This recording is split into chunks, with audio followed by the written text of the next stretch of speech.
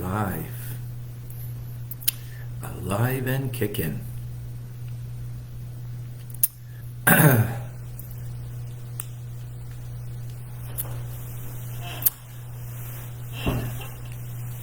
So,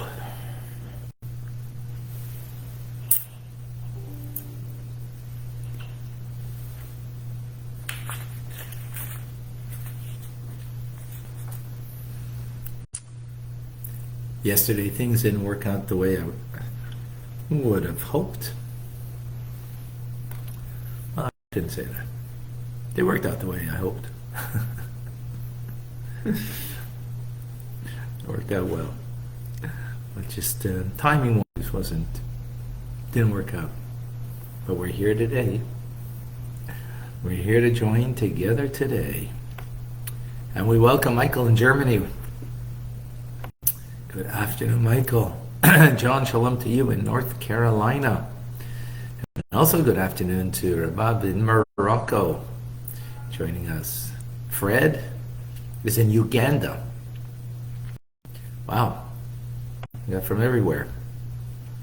Elise is in Georgia joining us. Simcha in Florida, welcome. Celeste, or better known as Chava, Boulder, Colorado, shalom. AJ, to remind me. Natalie, good morning to you. Also, don't recall from where. Actually, yeah, please let me know.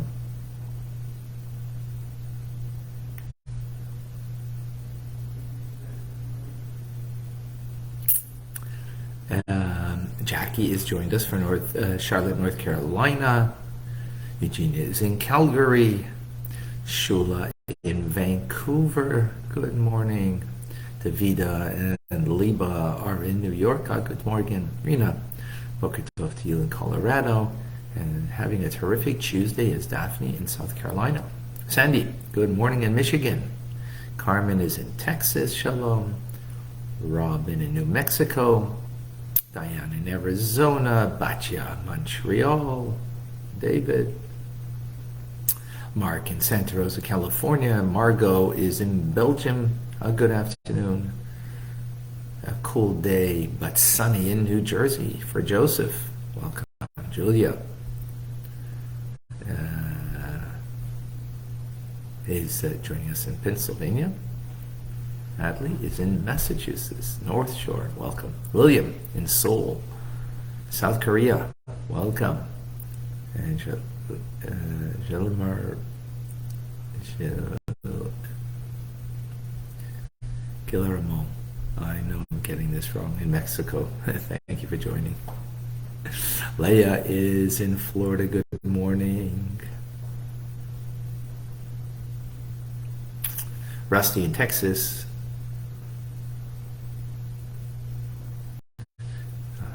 Okay. Who else? Beautiful. We have Instagrammers with us. Rachel in South Carolina. Akoy,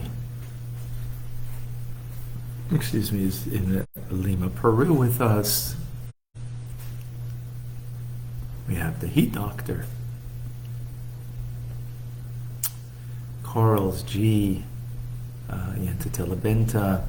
Alice is in Baltimore. Hey, Beryl.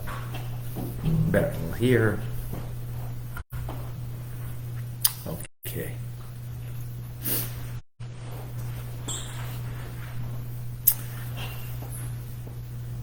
How do you deal with anxiety?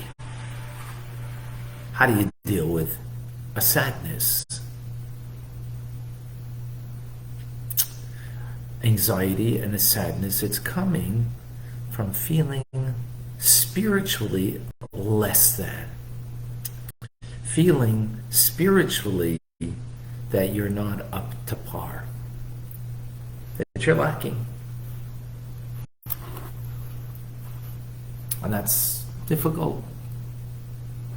That you feel the lack in your divine service. Why is that a challenge? It's because we need to always be serving God with joy. But one second, wouldn't it be appropriate that I should be sad about my spiritual state?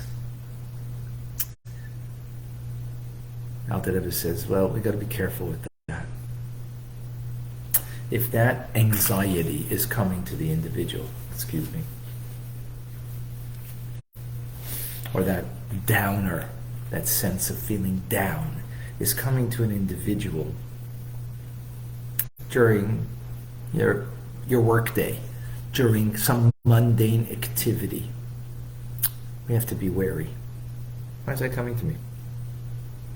Where is it coming from? Is that authentic sense of a downer? Alter Rebbe says it's not.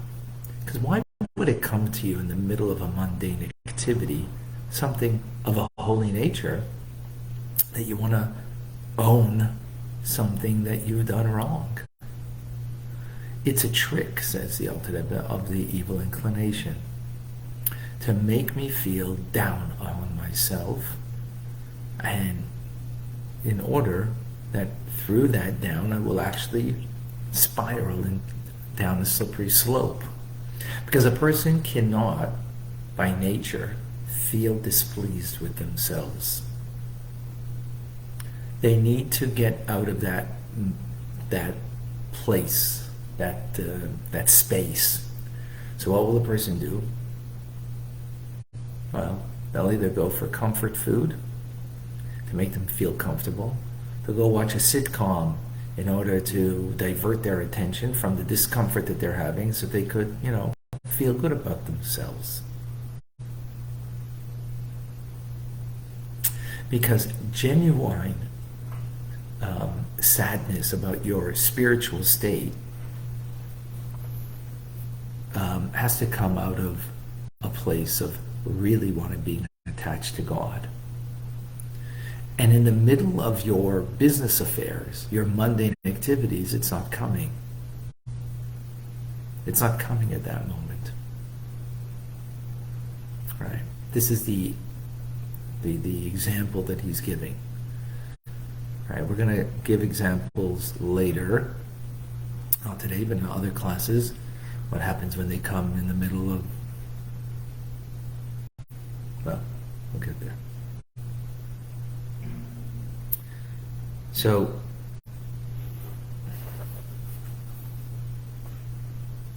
then, okay, how do you deal with this? You're feeling this kind of anxiety, this downer, this sadness about your spiritual state.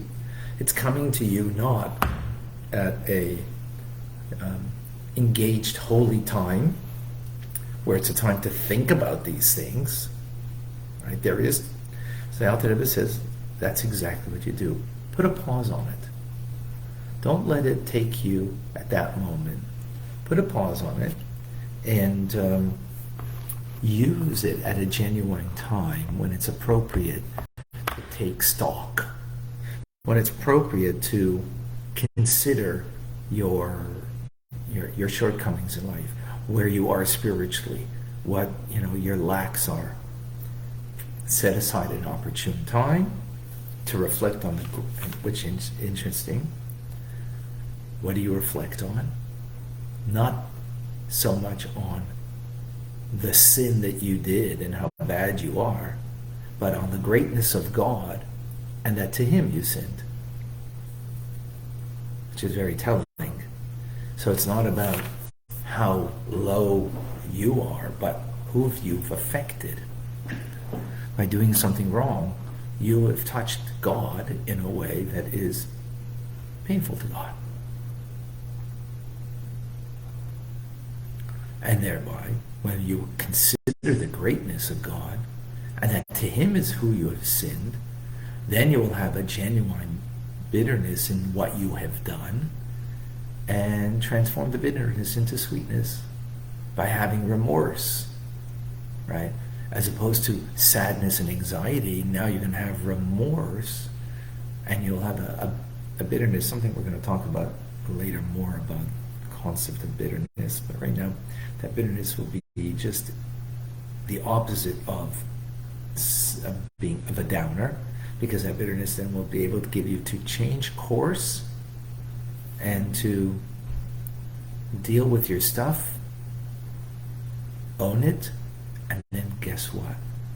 Move on. Because you have the perfect belief that God is forgiving, as we say that He's Rav Lislayach, He is abundantly forgiving, because I have now dealt with it at the appropriate time, not when it came to me, that downer, that feeling of lack, that feeling of I'm not up to par, I'm not where I should be in life, accomplishing what God needs me to accomplish in spiritual terms. Spiritual terms doesn't mean, spiritual terms means your relationships with others. Spiritual terms means your relationship within yourself, how you are, how you see yourself, what you are, and so on. So all of this then will bring to, in this process, as the Alter Rebbe says, dealing with it at the appropriate time will bring a person to actually, from that downer, the sadness, of this personal state of the individual, will bring the individual to a greater joy.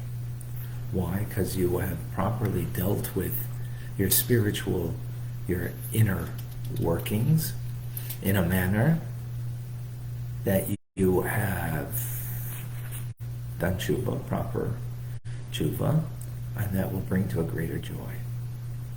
Powerful. A powerful tool for our lives.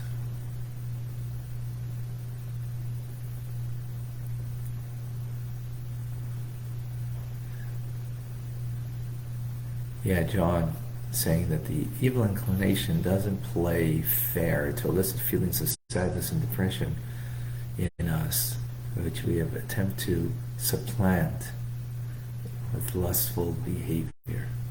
Should these... Yeah, it doesn't play fair with us, John. You're right. That's why it's important that we recognize where that's why it's very important that we recognize where something is coming from. So we might think, I'm feeling not so great about my spiritual state of being, I'm feeling kind of down about it. So you might think, well, that's coming from a good place. I'm feeling lousy about my spiritual place in life. You might feel, well, I'm ready to hold the roller. No, it's coming from a bad place. That's only to bring you down a slippery slope, because that feeling is coming from a negative side from the animal soul that just wants to bring you down further, because a person cannot stay in a place of anxiety, sadness, feeling down about themselves. They can't stay there. They need to do something. What that something will be to find pleasure. Find pleasure in something.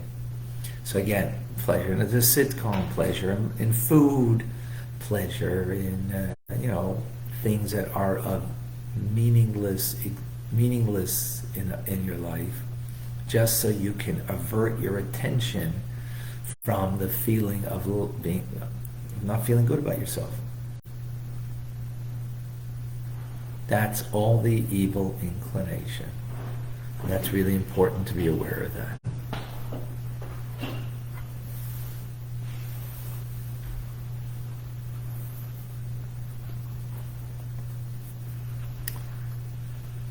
What happens if you have an anxiety that stems from negative thoughts that come into your mind? Not about your spiritual standing, but you're feeling anxiety because of negative thoughts that are coming into your mind. And they're disruptive.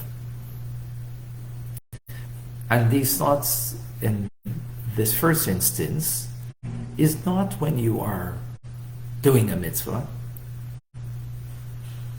but you're doing your own thing in life, right?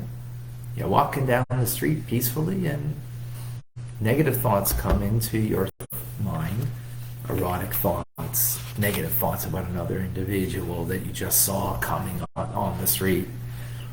So how should you deal with that and a sense of anxiety with those negative thoughts? Says the Alter Rebbe that you actually should be happy. Happy with your lot. Why? Because these negative thoughts, these sinful thoughts that enter the person's mind, now you can avert them. And you can actually fulfill a mitzvah. There's a mitzvah in the third paragraph of the Shema that we say twice a day. That you should not follow your heart, after your eyes, by which you go astray. The verse is not speaking about the righteous, because the righteous, their eyes do not lead them astray. Their heart is full and complete in connection to God. Who is this verse speaking about? Either the Beinoni or someone less than a Beinoni, like we are, Beinoni in training, right? That these innocent thoughts enter, innocently they enter, in other words, negative thoughts, erotic thoughts, whatever they might be. And now you have a chance to fulfill the mitzvah and not following your heart's desire, because your eyes happen upon something and you avert yourself from it. You actually fulfill the mitzvah that the Torah tells us. I might say, so, yeah, why is that going to make me happy? I mean, it's just a negative thing that I pushed away. So, says the Alter Rebbe that even when you do, when you're not doing a positive thing, you can be very happy. You give a lot of charity. You help somebody. You did something wonderful. Okay, that kind of makes sense. You're going to have joy, but in joy in averting a negative thought, yes, actually, that there should be a joy in that, because what are you doing? You're fulfilling what God needs from you, and there's no difference whether it's positive or negative. I might think to myself, yeah, but I should have these negative thoughts. It says we shouldn't be haughty in ourselves and think that we are more than what we are. We're not righteous, and therefore, yes, these negative thoughts are going to fall into our minds, and therefore, what we have is an opportunity to push away that negative thought, that sinful thought, with two hands, to avert our minds and to actually suppress that negativity. To suppress that negativity. And says the Alter Rebbe, and he concludes here with quite a phenomenal statement. By averting that negative thought, the glory of God rises more, and the praise of God is greater than all else. Think about it, folks. When a person has a negative thought about a loved one, or an erotic thought, right? Well, you don't go and start sharing that with others. You don't start. And you don't even share it saying, oh, I had a negative thought about you, but I pushed it away. You don't do that, right? So who knows that you pushed away a negative thought? No one but yourself and God. That is the greatest glory, that there is a God in your life, that you do such a thing. That God is actually meaningful to you in your life. When you give charity, there's people around looking, there's people that you're feeling maybe a little compassion. So maybe, it's got nothing to do with God. Maybe it's just because people are around you, so they're giving, you're giving. And maybe, you're praying because, the people around you are praying, whatever. There's other mitzvahs. They definitely take into consideration that there's people around us, and perhaps our commitment to the mitzvah is not the mitzvah itself. It's got nothing to do with God. Could very well be. The fact that we have a negative thought in our minds and we push it away, there's only one reason we do that. Is because we believe that God wants us to do it, and we do it. And we do it. So therefore, it says that there's nothing greater. This is a interesting, I don't know if it's from the Zohar. It doesn't bring, oh yeah, I'm sorry, yeah, it is from the Zohar. The divine satisfaction that when the Sitter Acher is subdued here below, when the negative side is subdued within us, that there God's glory rises above all, more than any other praise, and this ascent is greater than all. Wow.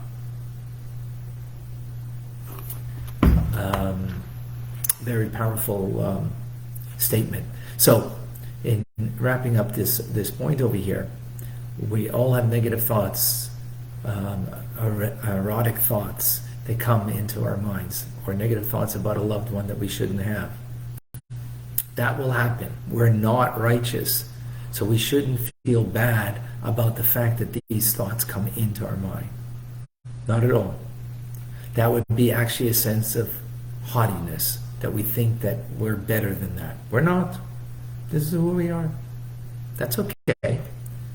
The fact that my heart is, got negativity in it, and I can entertain a thought that, or not entertain, or a thought will come up to me to think something that I shouldn't, that's not a healthy thought.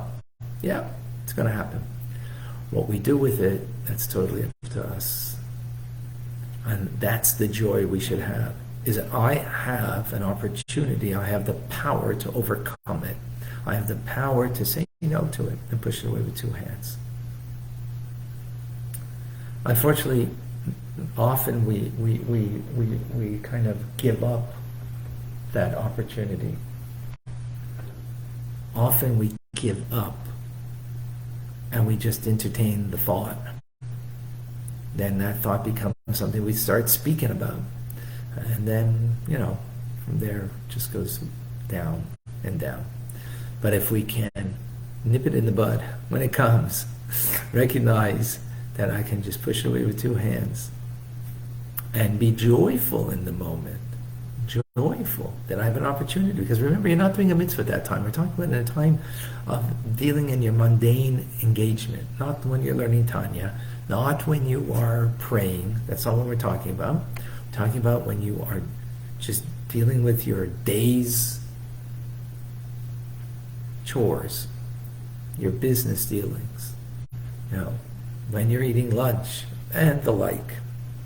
At those times, here's an opportunity. You can fulfill a mitzvah. That arises on high and gives divine satisfaction like no other mitzvah. Very empowering. Okay. Any questions? Now, if someone asked questions earlier,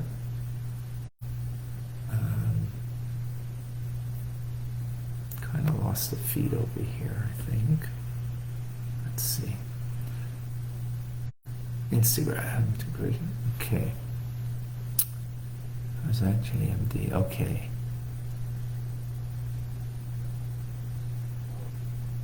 Any DVD home study Torah resources to recommend? Well, everything is online today. I don't know DVD. I don't know what's DVDs anymore. Do you mean online? Chabad.org has great stuff. I would definitely recommend. I don't know if that's what you were, if that was the question or something else. I'm not certain.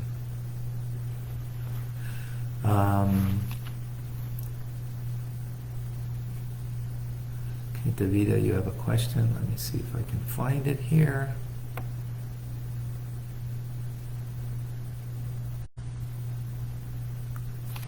What happens when one is in a depression where they find no pleasure and just lets the evil inclination win?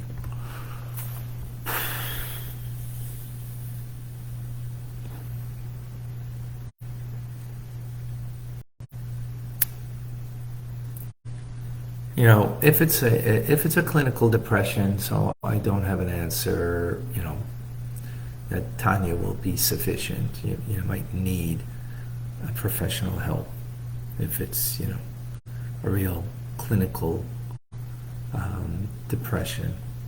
You might need some medical attention. Now, medical attention is not sufficient because you need attention to the spirit too. But sometimes the spirit is not open to something, and that's why you need, medical attention to allow the spirit, the neshama, to be open. So I would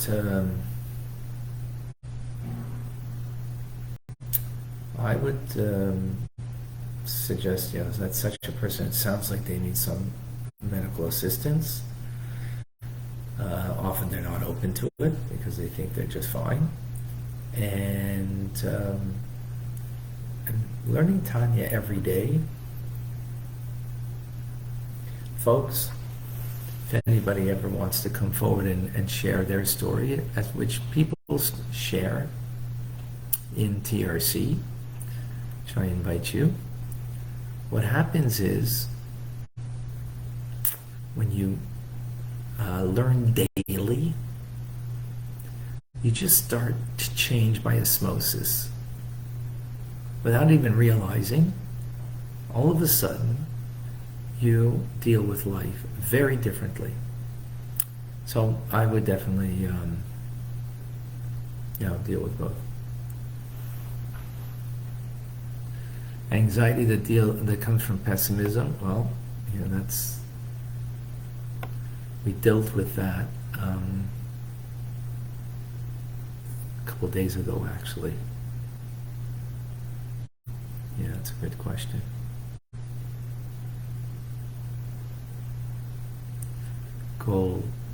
Goldie, where's your question?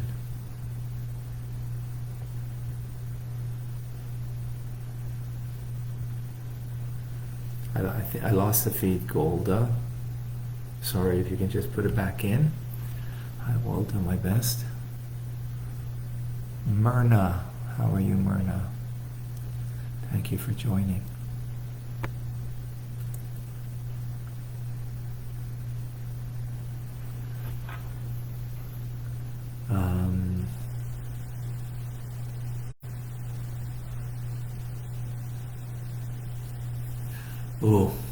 Deborah.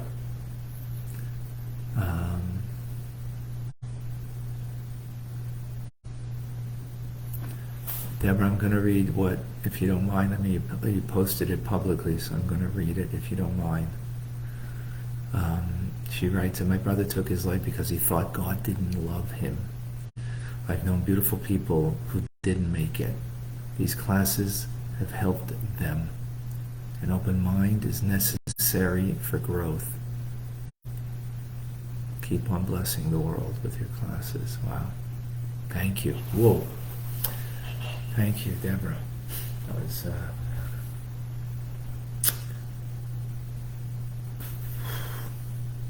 yeah. Thank you. Thank you very much. That was beautiful.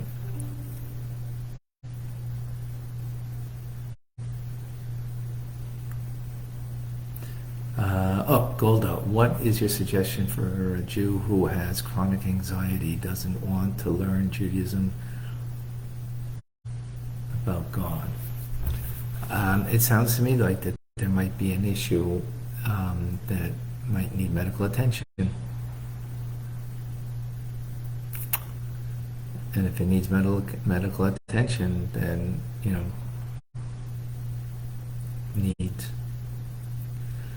we need to deal with that.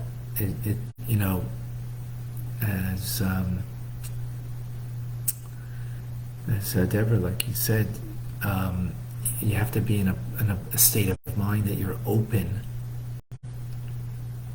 These teachings, the Alter Rebbe's teachings, there's no teachings like it.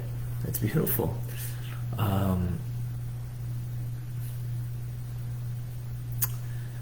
But it's sometimes hard to hear it. So I sometimes there needs medical attention. Of course, if someone is coming here on a daily basis and it's not penetrating, then obviously it's not good enough. If they do come here on a daily basis and it is penetrating, wow, like Deborah said. Anyways, thank you. Gillies. So many people are talking about suicide and depression because today's lesson is there anything spiritual that can explain the rise in these issues? Yeah. Thank you, Gillies. I would venture to say that the most important thing that a person wants is connection. The ultimate connection is with God, and that connection then allows us to have healthy connections with others, with our spouse, with our children, with our parents, with our friends, and so on and so forth. We want connection. God created Chava, Eve, and he says very clearly, it is not good that man is alone. Many interpretations to that. One simple one is literally alone. You have to make a helpmate, somebody you can connect with. That together they build a life, build a family, build a life together. So that's fundamental. So we live in a world today that right now I'm connecting with people across the universe. Literally all four corners of the globe, right? Of the world. Four corners of a globe. Does a globe have four corners? And why is that statement? I don't know. But you know what I mean. Everywhere. So we have the capability of being more connected than ever before, and the paradox is we're less connected than ever before, and that's why the rate of suicide is going up. How to become more connected is not by, watching more television and being on a Game Boy, or going on and shuffling with your finger on social media. That's not being connected. That's in the moment. It's just a thrill that the animal soul gets, enticement. The way of connection is through effort and work. Just like marriage takes an effort and work, serving God takes effort and work, being a friend for somebody takes effort and work to be connected. We want to have things easy, and we don't want to put the effort and work into it. And that's the only way. That's the only way. And being that life now is so much easier to have a piece of bread on your table, whereas the effort and work that 200 years ago to have a piece of bread on your table was tremendous, today it's nothing. So it comes easy, and we want it easy and easier. So we're always looking for more gadgets to make life easier. And sometimes that's good, only if it's going to now give you an opportunity to do more good. And not just I can have now more vacation, more pleasure seeking. And in the end, that pleasure seeking does not fulfill you and does not give you pleasure. Because what's your life? Where is your life? What is the value of your life? It finally comes down, gets to a person.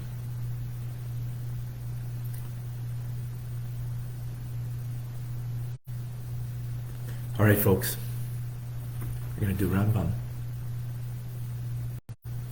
Great to be back on track. I'm Rabbi Ronnie Fine, coming to you from my son's home. God bless you. Have a wonderful day. Thank you for joining.